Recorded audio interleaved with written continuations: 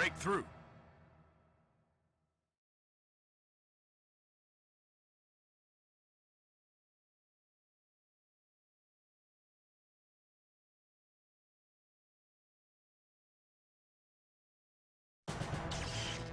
My troops are attempting to break through the final defense line of California base. The enemy has set gun turrets in several crucial locations. They've formed a perimeter to protect their base. Besides, we're having a really hard time with their fighter copters. This has been a devastating blow for us. Our casualties are on the rise. That's why I've requested the support of a mobile suit unit. But I certainly hope your unit's war record is reliable. Well, never mind. Just get us through their defense line. I'm counting on you to get results. Our allied troops attacking California base have found it tough to break the enemy's powerful defense line. We haven't even been able to provide adequate air support because of the presence of anti-aircraft units situated within the base. Therefore, our mission is to infiltrate the enemy defense line at the assigned area and provide an opening for our allied troops. In the first stage of our plan, we will descend at a point just outside the enemy's air defense territory. This is where the enemy's defense line is weakest. We'll force our way through this area and position ourselves behind the enemy. While we attack from behind, our allied forces will advance across the defense line. In order to camouflage our movements, our allied troops are expected to launch a diversionary frontal attack at the precise moment we break through the enemy defense line. I don't need to emphasize the fact that any delay in this operation will cause greater casualties to our allies. We must proceed quickly. Over.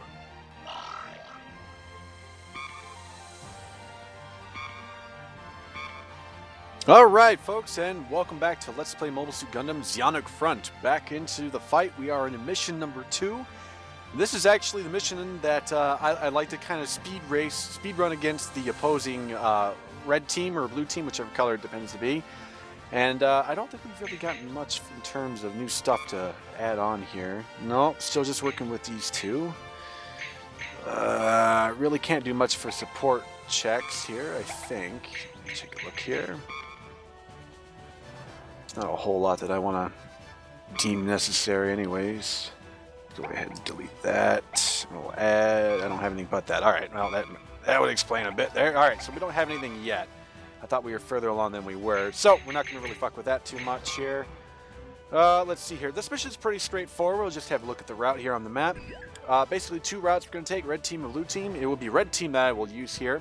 We have to go about and destroy a bunch of gun emplacements, like we're storming the beaches in Normandy here. Now, the thing about these gun emplacements is that they are heavy hitters. Think about like, the same amount of power that the Big Trey's cannon system actually employed. So if you stand right in front of them, your mobile suit team is going to go up in flames pretty quick. So the best bet, just like when fighting a mobile suit, is to either take a good shot at them from behind or the sides. So if you can do a pincer attack or flank them, best of all things for it. Blue team's kind of got it rough because of one specific section, and I will show it here to you. And this is also with just the default route, so let's get rid of the map. So here's blue team, we'll just advance it along. For the most part, their route's not too bad. They're going to come across some enemies here or there, but they're just going to keep avoiding at high speed rather than attacking for it. Now, it's going to be just about here where things are going to be a little messy for them. They're going to be going right in front of these turrets here. And these things are nasty to go up against across that bridge because that's exactly their line of fire. So blue team needs to kind of be very careful, whereas red team can take a little bit more of an aggressive stance because with them, they actually have pretty well a clear shot to all areas that they want. Every turret system, I believe. Let's just go ahead and skip up here. Where's our first set of turrets? Alright, here's our first set from the side, slightly to the back there. Perfect attack sequence for it. And the next one, they should come right up to behind them and absolutely devastate these attacks here, which will take out quite a bit. But red team's got the longer route, and it's the safer route, where blue team is the shorter route, but it's more dangerous. So just keep that in mind. Now, you can switch this around if you want to. And there are a few different defaults that you can switch to if you'd like. Like, Route 3 is interesting. It just kind of goes into a big circle for a lot of things. But I like to just keep with Route 1 for us. We're not gonna change anything here. So let's see. Let's just listen to some of the advice our teammates will give us. Avoid the front, proceed to the area least protected, and attack the gun turrets from behind. Sounds like a straightforward plan. You must be prepared for any assault from above. Make sure you keep your eye out for their fighter copters. They could come around to our backside while we attack the gun turrets, so it's by no means an easy mission. Yeah, he mentions the helicopters. You will be fighting quite a few aerial units in this mission, and a lot more towards the future. They can be a little bit difficult to spot, especially at night, which isn't a problem for this mission due to its daytime parameters, but it does become an issue later on. Fighter copters? There's nothing worse for ground troops than to be caught under an airstrike. Since we're bound by gravity, our mobile suit unit would be defenseless. We've got to crush those pesky flies one by one and reduce the casualties to our allies. Attacking the gun turrets head-on is too dangerous, even for mobile suits. I think we should avoid the front and find an alternate route. Okay, so like I said, they give two very well thought out pieces of advice there. One, don't charge straight into the enemy turrets, at least where they can shoot at you. That's suicide. And the other one is that those helicopters that you'll start to fight in this mission are a big pain in the ass. So we're not going to really change much. We're just going to go ahead here, and I'm going to take control of Red Team for the most part. Now, Red Team does have the Zaku Bazooka equipped. It's okay, but it's not the greatest weapon, in my opinion, for taking out aerial troops. It is fantastic for bombardment on buildings and enemy mobile suits, but not so much against against those aerial type troops. I will be the operator filling in for Ensign Charlotte. A pleasure to work with you. All units, move out. Destroy all fighter copters. Protect our allies from aerial attacks. Roger.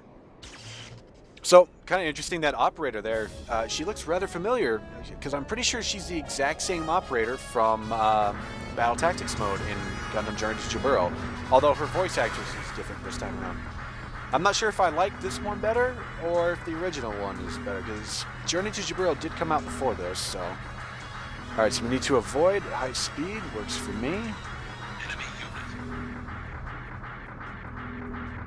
Yep, see, there's the enemy trying to... Or there's the ground troops from Blue trying to avoid a lot. They're going to be moving at high speed as well. Take out the chopper since he's right in front of us. Got a couple of tanks.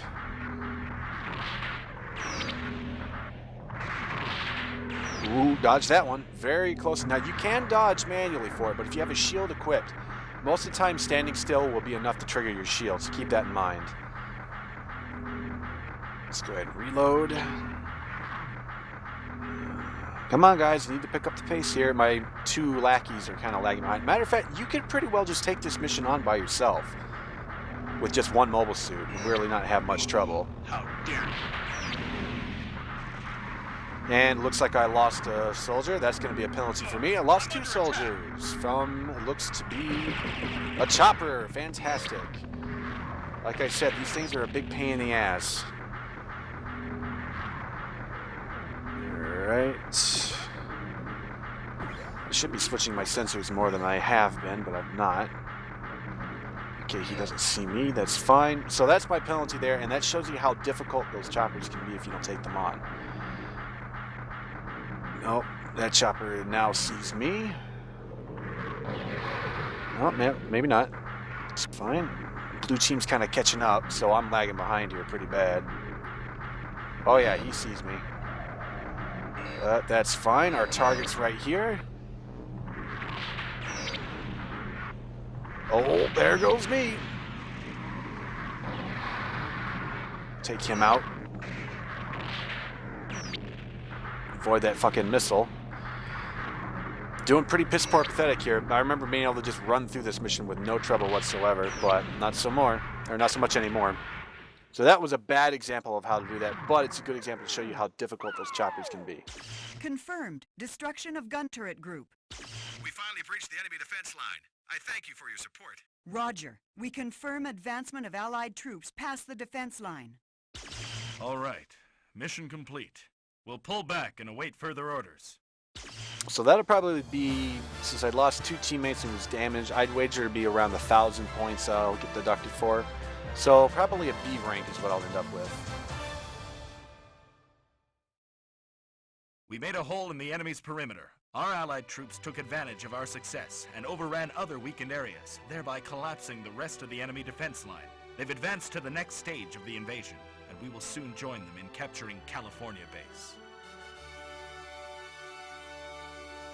Yep, it's probably going to be 1,000 points, so let's see what happens. Yep, 1,000 points. I think it's 500 per mobile suit. Oh, wow, I still got an A rank out of that. If you... I think if you were to only get a 500 penalty points for this, you might be able to scrape by with an S rank. I can't remember what the actual total points required for each rank are for this mission, or for this game. I know Encounters in Space pretty well, but nothing here. So it looks like we've got some new training. We'll go ahead and engage that. It's probably just going to be team tactics, stuff like battle codes and that type of thing. Now, battle codes come into play more so when you're using like semi-auto mode, which I will try and get more into that. I was never a big fan of semi-auto mode when I originally played through the game, but it does kind of take on more of an RTS feel when you do that, especially a Rainbow Six style RTS. Alright, team basics. One team can have up to 3 mobile suits, we know that. Advance to the operation point. Okay. And now it's taking control of my camera and slowly peers over my shoulder. Back at my troops. Team members will follow the leader, so very slowly, but they will. Okay. I think it's completely necessary to have this slow panning motion here. There's red team. Yep, I know we can switch teams. We've done this before. Yep, okay, so now we get to destroy the enemy. And I'm pretty sure what they're asking us to do is actually use the battle codes for this. So let's see if I'm right. Oh, nope, still can't use it. Yep, okay. Switch teams, teammates, blah, blah, blah. Okay, so let's see. Nope, I actually cannot use my operation there. Come on, guys. Well, I don't know what it's trying to get me to do here. I can't use operations codes.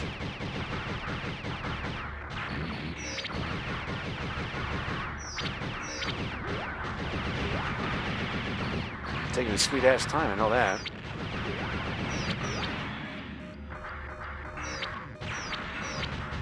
Test cleared. That was a weird test. I'm assuming he just wanted me to switch back and forth between them and manually destroy them. The outcome of a battle is not determined by the capabilities of the mobile suit itself. What matters is your ability to control the mobile suit and your range of tactics. Now, I love how they say that, but they don't teach you how to use battle codes yet, which is annoying, because if I came to a sequence like that, where if you see there on the radar, in the lower left there's that little blue dot with a larger circle around it, that tells me that there's a battle code input there, which means if this was in semi-autonomous mode or auto mode, the blue team would reach that point and then they would wait for me to manually initiate the battle instructions for it. And battle instructions can be quite a few different things. You have to set up some manual routes and stuff for that. But we'll go on to the next training and see what it is. It's probably going to... I hope it'll be the battle code initiation. They really need to start bringing this stuff in for new players. Because the missions are going to take kind of a big spike in difficulty when we get through some of these. Especially, I think it's... Is it mission 6? It's mission 6 or 7, I think. One of them has a huge difficulty spike for the mission parameters. Ah, this one does look like the battle code one. Team Tactics. Wait for our friend to slowly make his way up there. Other teams move en route. We know this. Operation point with a battle code, like I said, is that one point or a single point with the larger circle around it. So when he reaches that point, he should stop and wait for my command. So if this was semi-autonomous mode, what I would end up doing is having to manually use the command, which would be, I think it's L2 and X. L2 brings up the menu. Launch battle codes for team to resume movement en route. So let's see, yep, L2 plus X. And that should go ahead and clear everybody that needs for it. Because you can see based upon in like the HUD down here, we have all of our colored team or our team colors here, and they will see red teams waiting for code B. So code B, if I'd set up ahead of time, I would know what that needs to be and when to actually use it. So let's move myself into position here. Okay. So we get to destroy the enemy mobile suit, and we want to attack them from the flank if we can at all opportunities, just because of lack of armor. So we should be able to... Oh, I fucked that up. Yep. I thought he would move towards me. Oh, you really... I have to really do this all the way from the beginning again? Of course, it's going to make me listen to this whole thing again. Skip, skip, skip, skip, skip, skip, skip. Nope. Come on. Yes, that's nice. There, I launched the code. Go. Alpha. Come on. Take your sweet time getting up there. If you fuck this up, you gotta be careful because it's difficult to rush it back to that point again. Alright, so now let's try not to fuck this up because he's turned towards me at the beginning, which is annoying. So we'll just wait for him to take his sweet ass time. Can't tell which direction he's moving. Oh, now he's going the right way. Go for it. Code Bravo. And that would be how that code should work. It's a perfect example of a well-maneuvered flank attack. Predict what the enemy is about to do Yep, next. different It will operational always give you points. the upper hand. See, I do like strategy games for the most part, but sometimes I get a little too impatient for my own good and I jump the gun a lot. Which is what exactly happened to be the last mission.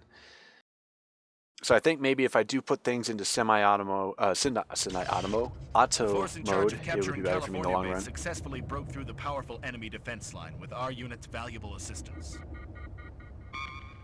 All that's left is to secure California Base. A passage leading into the enemy base was discovered during our last battle. In the next mission, our team will work independently and use this passage to sneak into the enemy's underground facilities. You all did a fabulous job. It's only a matter of time before we take over California Base. I'd like to inform you of a hidden route found during our last battle. Our analysis indicates that it's a former underground water vein now being used as a passage. We presume that at the end of the passage are caves, where you will find the underground facilities of California Base. Leave the fighting above ground to the main forces. What I want you to do is use the passage and head to the underground facilities. It will lead you straight to a factory. It's important that you do everything you can to avoid destroying the facilities. I understand how difficult this is, but I trust that your unit will succeed, even under such constraints. Good news. We discovered Zaku's aboard the Medea we had captured earlier. I ordered the crew to dispatch them to you, along with pilots. Consider it a parting gift. Good luck. Okay, so we actually made off like bandits with this. We've got a new pilot assigned. I'm pretty sure it's going to be, is it Lieutenant Herper, Ensign Herper, whatever her name is, and then some new Zaku units. So let's go ahead and take a look at that. And we did unlock a new simulator mission, which will probably be a simulation mission for Mission 2, I'd wager, with different parameters.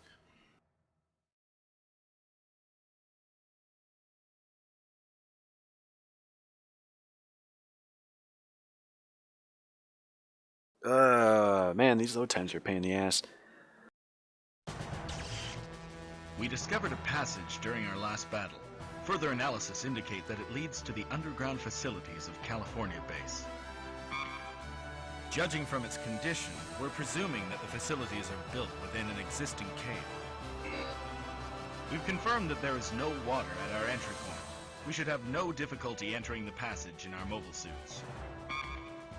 Given the fact that this was a water vein, there's a very good chance that the facilities are an underground dock. In any case, who would have guessed there'd be a cave located here? Mother Earth is full of surprises. Our objective is to enter the enemy facilities through the underground passage and capture all important facilities and any of the submarines. We have the technology to build submarines, but unfortunately we lack the manufacturing plants to construct them in the space colonies. Gaining control of their shipyard and any submarines is crucial if we are to successfully advance through our missions and secure our place on Earth. We will coordinate our movement with the units above ground and sneak into the underground facilities. Our mission will be to eliminate all obstacles while securing the location and any underwater craft intact. Under no circumstances should damage be allowed to occur to the facilities or submarines. You may, however, destroy the power plant and command center. According to our information, it should be here. Destroying the power plant may temporarily disable most functions of the enemy base. Their defense troops rely on the command center. Destroying it will give us an opportunity to secure the dock. Also, some Zakus and a pilot, Ensign Nikki Roberto, have been dispatched. They will join us for this operation. Over. Okay, so as you said, we've gotten some new equipment and teammates here, and I thought, oh yeah, we did get Hepner, not Herpner, Derpner. Hepner's here, and then Roberto, which I'm pretty sure he is not a relation to the Roberto from Zeta Gundam in any shape or form. If he is, he's an extremely young version of Roberto, but I doubt that very much. So we've got some new stuff here. We finally got a shield for our Zaku 2, it seems. And let's see here, some new support items. Always good to take a look at these. And a boost in support, too. So we've got our standard combat gear, but I'm just going to keep with... we don't have that. You know what? Night boost is not that big of a deal for us right now. Last screen. Now, I don't know if I want to take Lieutenant Austin or not. I like the machine gun, but I don't, or I like the bazooka, but not as much as I like the machine gun for combat like this. And he doesn't have a shield either. You know what? I think we're going to switch out Austin for Hepner here. Okay, she's got a Zaku 2 F-type. She'll probably, yep. Oh, she has actually the radar pods. Now, these can be very handy for blocking enemy troop movements. And their attempts at radar. So if you're trying to go run and blaze into battle, if you have these set up beforehand, they're pretty good. But right now, we really don't need them, so I'm not going to bother equipping them. I mean, they couldn't hurt to equip it, but there's just no point. So I think that's what we'll use for that. We'll go to last screen. And let's take a look at our routes here. Pretty sure our route setup's going to be standard. I don't think I want to change this much. Because we do have to go both routes, basically, because there are secure locks that we have to get. Let's see here. Whoops, I don't want that. I want battle code. Is there a battle code sequence at any point? Aha, battle code A. Yep, so this is the pre-default route actually has battle codes initiated, like we learned in the simulation testing back there. We can go into semi-autonomous mode and should be able to do this the exact same way. I actually think I'll try this out in this mission and see if I can get this to work. Oh, that's handy. I didn't know you could zoom out that far. Wow, that is really handy, actually. But anyways, our targets A and B here are very crucial to this whole thing because that will disrupt the base's power supply and allow us getting through a lot easier. Now, the problem with Red Team is that they kind of have a goofy route here, and I don't know why it's so goofy. Let's take a look here. So here's Route A for it. Now, if we wanted to, we could switch it up to that they skip this and go around, but... You know... Maybe that would be a better idea, because there's really no point in them going that large way around, but there is the target generator rooms in there. Decisions... We'll just keep with that, I guess. Yeah, I forgot about those targets down here. Yeah, I guess so. So, you know what? We'll just leave it where it's at. Now, if you want to, feel free to delete the entire default route and start a new one, and just, you know, it takes a lot longer, adds more to the mission times and things like that. Let's see what people... Well, no, we already know information. Extra in the... yeah, it just looks like some basic information. We've got more advice coming through here. I'm not going to bother listening to them this time around. For the most part, I think we're okay. So let's go ahead and go and start the mission. As I try and remember how to turn on semi-autonomous mode. Semi-auto mode, my handy-dandy printed off manual here. How do you actually turn this on? Pretty sure it has to do with the X menu. Well, I'll find out here in a minute. Commander, our allied troops have commenced their attack. All right. All teams, begin your advance. I repeat, begin your advance.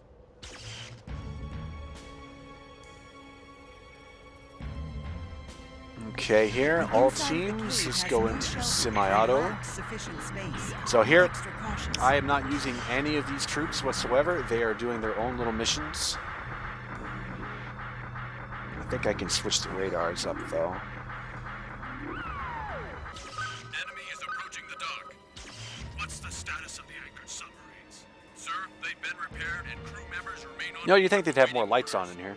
Roger. We'll abandon this block. Inform all units turrets to keep the enemy at bay, no matter what, until they receive further orders. Alert the submarine crew. They're to prepare for sail. Open gates! Commander, the enemy is about to open the gates. Can't we stop them? It's impossible from here. We can only stop them from the command center. How much time before the gates open? I estimate it'll be about 5 minutes from when the gates open to when the submarine launches. Did you hear that, everyone? Take over the dock within 5 minutes. Prevent the submarine from leaving. Roger. Ruh-roh. Double time, Dr. Troops, double time. Anyways, we get this nice handy-dandy little countdown timer that we have to get up here for. Curious at how well this will proceed with semi-auto. I'm always kind of anxious to allow AI to just have at whatever they want.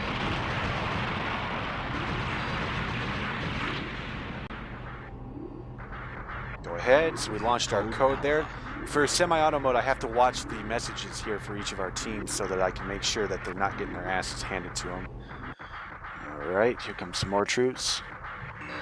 Now, I'm pretty sure you can manually take over these troops at any time, but I'm going to let them go. Now, they're doing pretty good so far.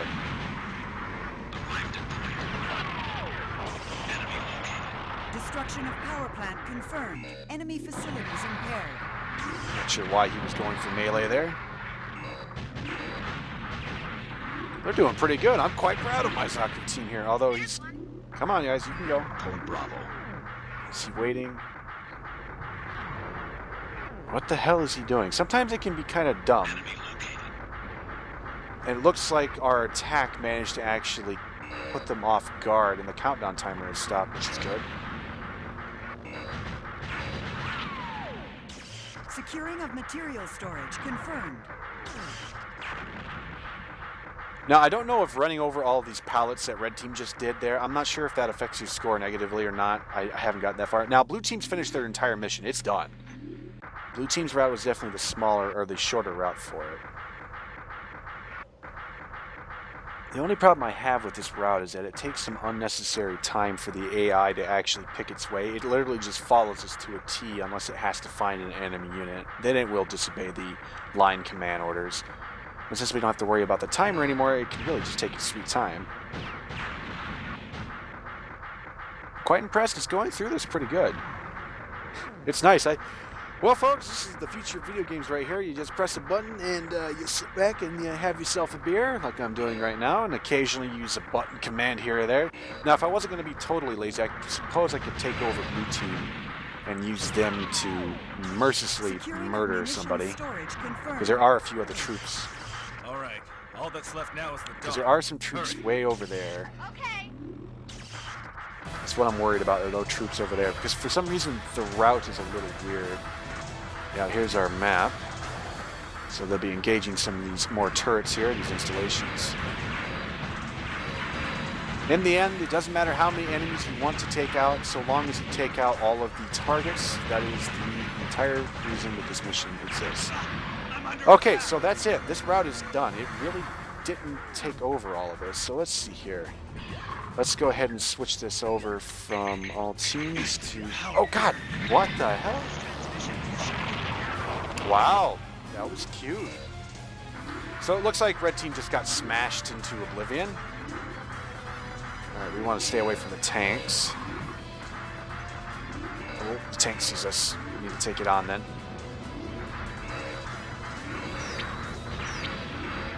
There you go, blow him up. I think that's our main target right there anyways, so... Yep, right there. So Red Team kind of got wiped out by its own route planning for it. That's fast. Our forces have seized this block. I advise you to surrender. I understand. We've taken over the dock. Commander, we have word from the ground troops. The surface has been secured, as well as the underground core section. Mission complete. Post guards until further notice. Over. Okay, so that was basically the one mission I was really willing to let semi-auto run on right there. I had a vague memory of the mission itself, and I knew what to expect. So if I lost a team, I wouldn't have been totally fucked. Our surprise but attack through the passage still, you want has to try been and avoid successful. that. We've captured the Federation Forces submarine, and we've also managed to secure the dock with very little damage. The submarines and top-secret documents are under analysis. We'll be able to build our own underwater craft before too long. We've also collected sufficient data on our unit's performance within an enemy base, especially in a very confined space. Our own main forces have finally realized the tactical significance of our unit. Probably a B rank, if not a C, because I lost a whole team for it. Oh wow, 2,000 points. B rank.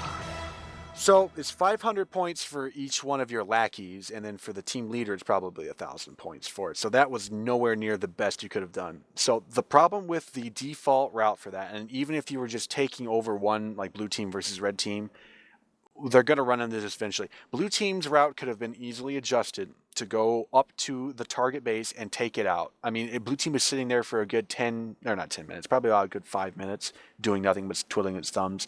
Then the route for red team ended right there at the docks. There were enemies to the right. There were tanks. That's how it got wrecked. There were tanks that came up to the side of it. And the route just didn't program anything for it. So while it's running in semi-auto mode, the computer thinks it's doing everything right. I mean, you programmed it to do that, or the game developer programmed it, in this case, for the default route.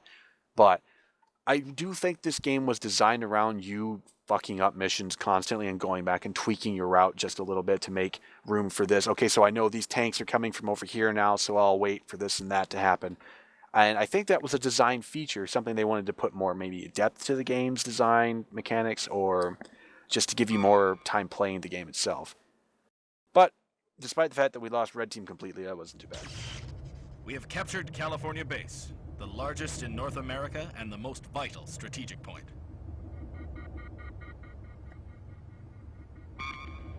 While remaining areas are secured, we will advance to Jaburo, the Federation's South American base. Its exact location, however, is still unknown. Our forces landed all around the Earth and took over numerous territories at lightning speed. However, we had expanded the battle line so quickly, we were unable to send enough supplies to all those front lines and failed to advance our forces any further. This is a very big point here for the Zeon strategy failure. Is that, yeah, they implemented a new technology in battle, which was the mobile suit, and the sheer fact of shock and awe and the speed and the ability of the pilots to adapt to newer mobile suits and to actually use them with great effectiveness. Because at this stage during the 1 Year War, they really hadn't been used that much. I mean, sure, you have the Operation British, the Battle of Lum, a couple of skirmishes here or there, but in terms of ground combat on the planet, there wasn't a whole lot at this point during this game, or at the point in the game we're at right now. Because, I mean, Garmazabi's still alive, for example. Nothing's happened to Jaburo for those. And again, this is for people who have seen the series, kind of know a little bit more about it. If you don't, some of this will be a little bit spoilers, and I know that's too late to actually say that now. But I'm assuming if you're watching part of this Let's Play that you know something of the series. But again, any army, when it expands its territory too quickly, if it does not keep up with supplies, it will find itself crippled. If not with the ability to reinforce itself, to either hold on to the newly acquired territory, or it will be like here, where they are unable to acquire more territory until they build up their supply line strength.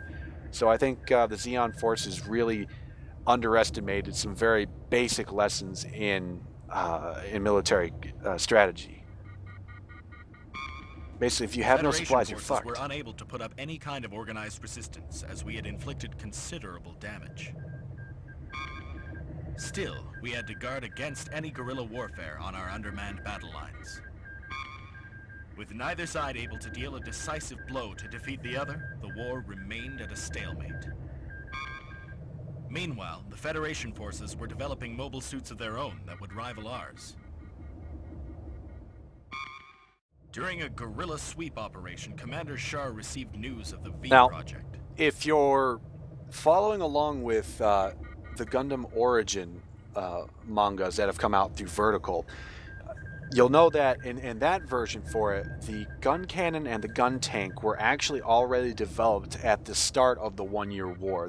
Because at the time of actually that the story takes place from Volume 1, they're actually considered old, outdated, antique mobile suits. So mobile suits have been around for a long time, whereas the Zaku 2 is a more developed mobile suit. So Zaku 2 is better than the gun cannon and the gun tank, for example, whereas it's kind of the flip side in the original series where the gun cannon, gun tank, and Gundam, respectively, were highly advanced compared to the aging Zaku 1, the Zaku 2, and then any other variants that would come out at that point.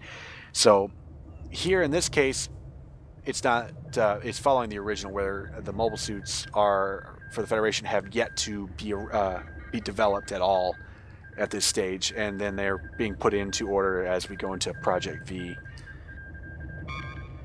He challenged a new type of mobile suit and battleship, the White One and the Trojan Horse. The Trojan Horse evaded Commander Shar's pursuit and descended into the North American territory.